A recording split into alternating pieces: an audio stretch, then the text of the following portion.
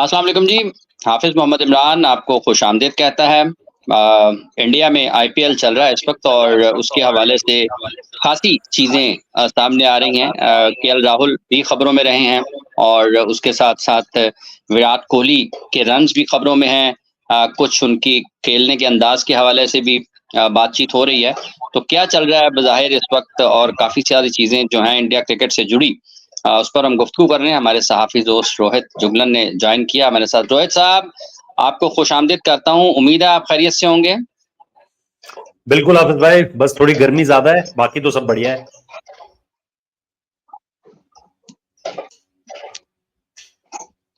ये क्या चल रहा है? केएल बहुत खबरों में है। उनके जो फ्रेंचाइज़ मालिक हैं, उनके खिलाफ ख़ासा लोग बरहम हैं भारत में। क्या माजरा है? कहाँ तक पहुँचा है वाक़या? और वो शायद आने वाले 1-2 मैचेज़ के लिए भी मेरा ख़्याल दस्तयाब नहीं लग रहे।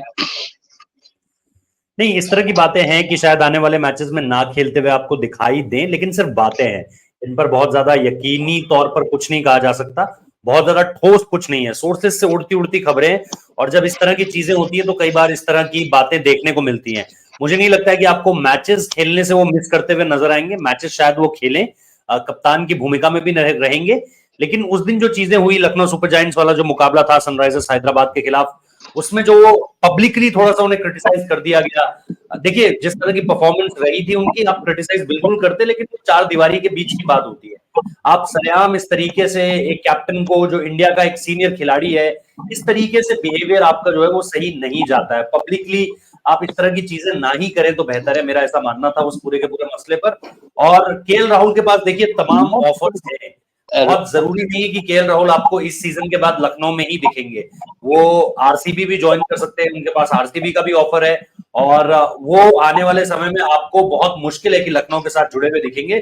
अब ऐसी संभावना है कि वो आरसीबी जा सकते हैं, रॉयल चैलेंजर्स बैंगलोर ज्वाइन कर सकते हैं, बट बहुत मुश्किल है कि वो शायद लखनऊ के साथ रुकेंगे।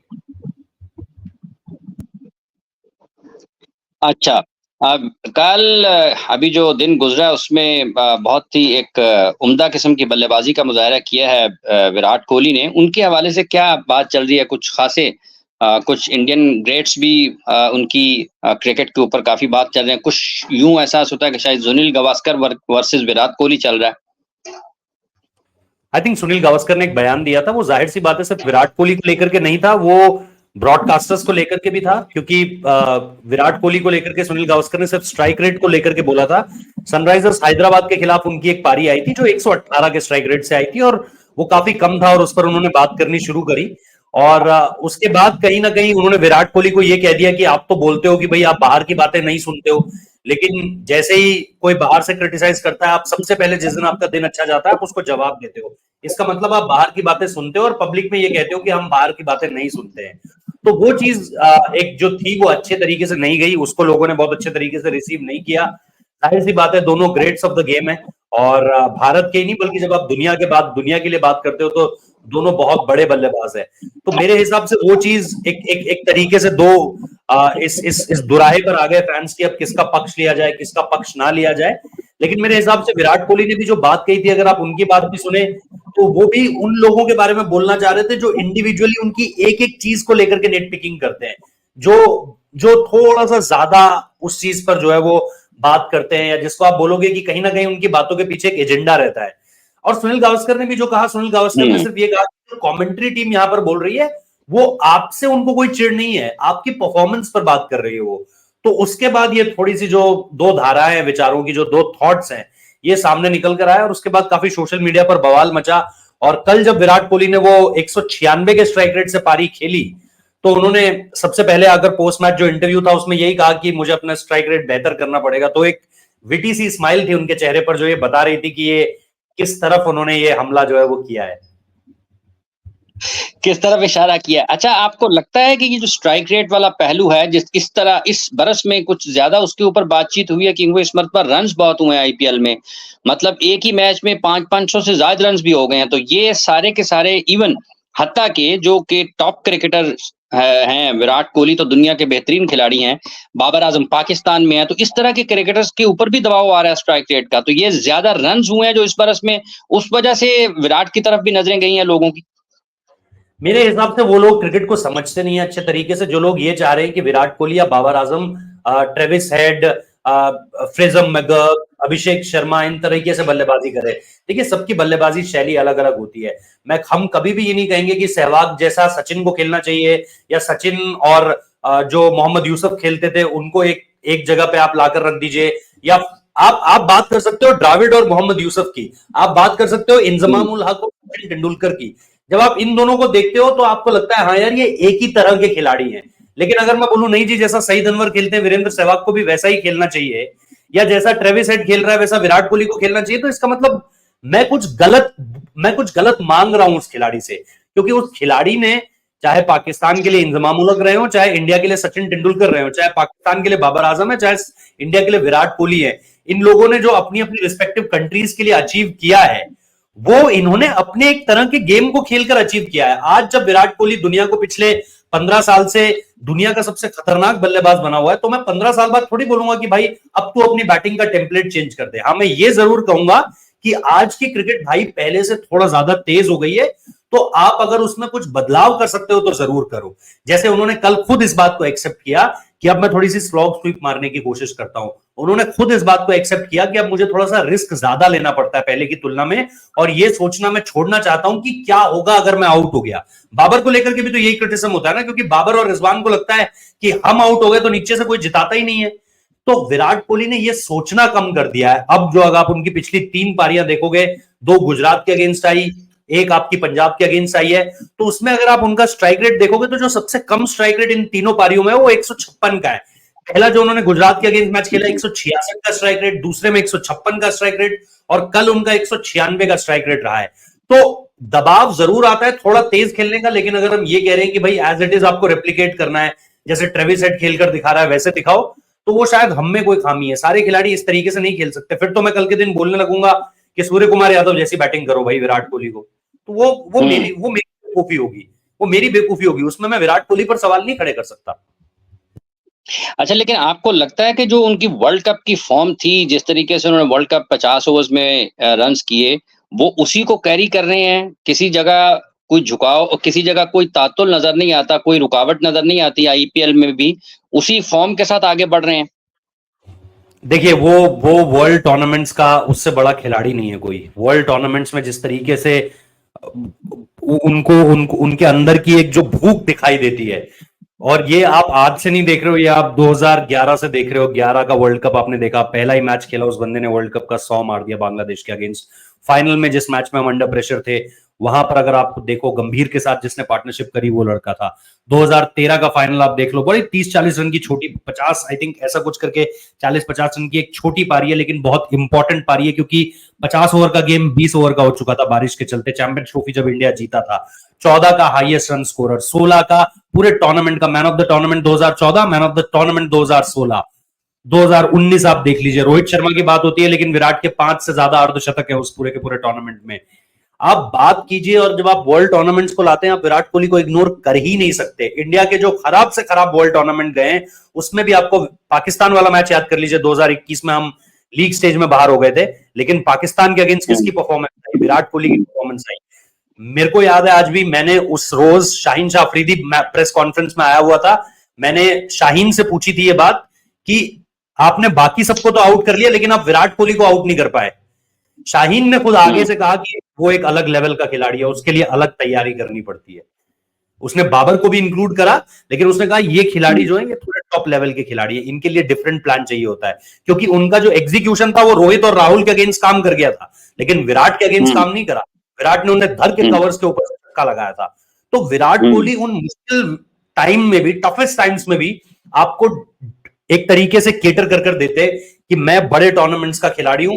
बायलैटरल्स में तो मैं कर दूंगा ही, लेकिन कई खिलाड़ी होते हैं जैसे रोहित शर्मा का, अगर आप T20 वर्ल्ड कप का परफॉर्मेंस देखोगे, नहीं मिलेंगे रन्स, है ना? उस तरीके से आपको विराट कोहली नहीं दिखाई देता है। तो मेरे हिसाब से बायलैटरल्स तो छोड़ दीजिए, लेकिन वर्ल्ड कप जैसे ही आते हैं, जैसे ही कुछ बड़ी ओकेजन आती है, जैसे ही चैलेंज बढ़ता है, जैसे ही आपसे एक्सपेक्टेशंस बढ़ती हैं, वो विराट कोहली उस तरीके का खिलाड़ी है जो थ्राइव करता है इन चीजों पर, कि अगर तुमने मेरे खिलाफ कुछ बोल दिया या मुझे चैलेंजिंग सिचुएशन में डाल दिया, फिर तुम्हारी खैर नहीं है। और अगर आप इसकी द टेस्ट एक डॉक्यूमेंट्री है ऑस्ट्रेलियन ऑस्ट्रेलियन टीम पर बनी हुई है, उसमें जस्टिन लैंगर कहता है कि मैंने एक बार अपने करियर में गलती की हुई है कि हमने विराट कोहली को छेड़ दिया था। कुछ भी करना इंडियन टीम में, किसी को भी कुछ भी बोलना, विराट कोहली को कुछ मत बोलना, वो बैकलैश देता है, वो उल्टा तुम्हें, वो आग बुझाने जाओगे हाथ जल जाएंगे तुम्हारे, वो वाला हाल होगा। ठीक है, तो आपको लगता है ये जो स्ट्राइक रेट 195 या 96 पे जा रहा है, ये जो दबाव इधर उधर से जो चैलेंज आया तो फिर उन्होंने चैलेंज लिया, ये भी अगर इन सब चीजों को जोड़ा जाए तो ये उसी तरफ निशानदेही करती हैं? बिल्कुल बिल्कुल, वो उस तरह की, वो मतलब विराट कोहली उस तरह की आग है जिसमें आप थोड़ा सा आलोचना या क्रिटिसिज्म का घी डालोगे तो वो और ऊपर जाएगा। वो उस तरीके से नहीं है कि भाई आप उसको कुछ बोल दोगे तो वो दब जाएगा। कुछ खिलाड़ी होते हैं जिनको आप कुछ बोल दो, दो बातें, वो थोड़ा सेटबैक ले लेते हैं, थोड़ा डिफेंसिव हो जाते हैं।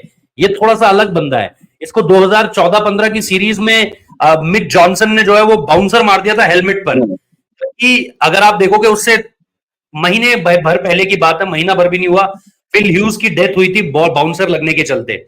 और इस बंदे ने उसके बाद जो अप्रोच दिखाई, उसके करीबन 2 ओवर के बाद, उसके बाद लंच हो गया था, इन्होंने जाकर वापस ड्रेसिंग रूम में यही सोचा, ये थोड़ा सा खून में होता है आपके, ये थोड़ा सा यहाँ दिल्ली वालों में होता है कि यार बाकी सब ठीक है लेकिन इसने मेरे को बॉल सर पर कैसे मार दी मेरे। ये थोड़ा सा है, उधर लाहौर की तरफ भी होगा, मुझे पूरा यकीन है आपके उधर भी लाहौर साइड ये होगा कि बाकी सब तो ठीक है लेकिन इसने मार कैसे दिया मुझे, ये इसका मैं हिसाब करूंगा। तो वो चीज अगर आप देखोगे तो विराट कोहली उसके बाद ड्रेसिंग रूम में जब लंच ब्रेक पर आया तो उसने यही सोचा, उसने ये नहीं सोचा कि अब मैं आगे प्लान कैसे करूंगा, उसने सोचा बाकी सब ठीक है, इसने मेरे हेलमेट पे कैसे मार दी बॉल, अब बताता हूं इसको। तो उसके बाद बाउंसर्स आई, कुछ आई, विराट कोहली ने 100 मारा है उस पारी में, उस बाउंसर खाने के बाद उन्होंने 100 मारा है। तो ये एक बहुत छोटा सा एग्जांपल है, जब जब आप विराट कोहली को चैलेंज करने की कोशिश करोगे, बुली करने की कोशिश करोगे, जब जब आप उन्हें स्लेज करने की कोशिश करोगे, you will get it back and you will get it tough, मतलब टफ क्रिकेट मिलेगी आपको उनकी तरफ से। तो वो चीज विराट कोहली में है कि सुनील गावस्कर ने कुछ कह दिया, इधर उधर से कुछ बातें सामने निकल कर आ गई तो फिर वो चार्ज अप हो जाते हैं, और वो चार्ज अप होते हैं तो फिर आपको इस तरह की बैटिंग देखने को मिलती है। मैं तो चाहता हूँ पाकिस्तान की तरफ से कोई कुछ कह दे विराट कोहली के लिए 9 तारीख के मैच से पहले।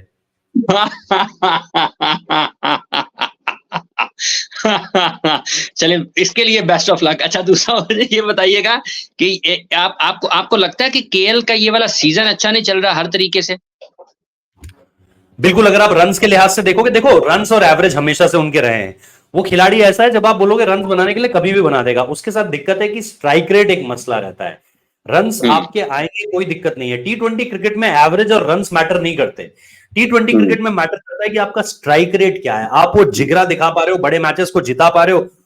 वो सारी चीजें केएल राहुल के अंदर थी जब वो टीम इंडिया में आए थे। 2018 का साल है, इन्होंने मैनचेस्टर में एक 100 मारा था, लोगों ने बड़ी तुलनाएं करी थी इनकी, विव रिचर्ड्स तक बोलने लगे थे। और फिर फ्लोरिडा में इनकी एक पारी आई थी, बड़ी जबरदस्त 100 आया था। तो at that point of time, उस समय पर KL Rahul was like a breeze of fresh air, मतलब एक फ्रेश ब्रीज थी, ये जिसे कहते हैं ठंडी हवा का झोंका, ये ताजगी लेकर आया है, इसकी सोच अलग है, ये अलग तरीके से खेलता है। बट देन मुझे नहीं पता कि कप्तानी का बोझ आया, यहां पर आए, चीजें एकदम से बदल गई हैं उनके लिए। 2018 तक जब वो पंजाब के लिए भी खेलते थे, 12 गेंद में उस बंदे ने 50 रन किए हुए हैं, आज भी हाईएस्ट है, आज भी बेस्ट रिकॉर्ड है वो, लेकिन वो चीज उनकी बैटिंग में नहीं दिखाई दे रही है। तो अगर आप रन्स के लिहाज से देखेंगे तो उनका सिमिलर सीजन जा रहा है जैसे पहले भी जाते थे। दिक्कत आई है इस चीज को लेकर के कि स्ट्राइक रेट नहीं आ रहा है और मैच विनिंग परफॉर्मेंसेस कम आई है। एक मैच आया अभी तक जहां उन्होंने जिताया है। ठीक है, वर्ल्ड कप की तैयारियां फिर ठीक चल रही हैं? इससे पहले मेरा ख्याल 2021 का वर्ल्ड कप था कि Indian team through out cricket खेलते हुए आ रही थी और वर्ल्ड कप खेले थे, तो ये भी बात थी कि कहीं थकावट का शिकार ना हो गए। नहीं, थकावट मेरे हिसाब से, लोग प्रोफेशनल है, इनको पता है कब क्या, किसको कितना ब्रेक देना है, क्या करना है, कैसे करना है। तो वो हिसाब, वो मेरे ख्याल से सारी चीजें जो है वो एनसीए भी देख रहा होगा, वो मेडिकल स्टाफ भी देख रहा होगा कि कौन सा खिलाड़ी जो है वो जो फटीग इशू ना हो, वर्कलोड एक तरीके से मैनेज होता रहे, इसको देखते रहेंगे। बाकी 24 तारीख को पहला बैच रवाना हो रहा है इंडिया का। 24 तारीख को इंडिया की जो आईपीएल की लीग स्टेज से जो खिलाड़ी जो है वो बाहर हो जाएंगे, वो आपके लिए न्यूयॉर्क की उड़ान भरेंगे यहाँ से। तो 24 तारीख के बाद जब ये लोग वहां जाएंगे तो इनके पास 10 दिन है, 10 दिन नहीं तो 9 दिन है कि वहां पर जाकर वो विकेट देख सकें। उसके साथ साथ अगर आप देखोगे कि वो जो खास तौर पर जैसे हम कहते हैं कि जो विकेट बनकर आया है, जो टॉप इन विकेट वहां पर आया है, उसका नेचर देख सकें, चीजों को अंडरस्टैंड कर सके, और उसी के आसपास फिर पाकिस्तान की टीम भी पहुंचेगी। तो मेरे हिसाब से दोनों टीमों के लिए मौका होगा कि विकेट को थोड़ा सा असेस कर लिया जाए, क्योंकि यूएस में उस जगह पर खेलने का दोनों टीमों के पास एक्सपीरियंस नहीं है। तो वो चीज मुझे लगती है कि तैयारी पूरी है, तैयारी हो चुकी है, टीमें आ चुकी हैं, पाकिस्तान की टीम आना बाकी है, लेकिन मोटा मोटा सबको पता है कि क्या होना है पाकिस्तान की टीम में। तो मेरे हिसाब से तैयारी तो पूरी है। ठीक है, बहुत-बहुत शुक्रिया रोहित आपका, आपने अपना वक़्त दिया। तमाम देखने वालों को भी बहुत-बहुत शुक्रिया, जितने भी लोग हमें इस वक़्त देख रहे थे। आप सब लोग अपना बहुत सा ख्याल रखें। रोहित साहब, आप भी अपना बहुत सा ख्याल रखें। आप सब लोगों से दोबारा भी मुलाकात रहेगी। इजाज़त दीजिए जी, अल्लाह हाफ़िज़। Thank you.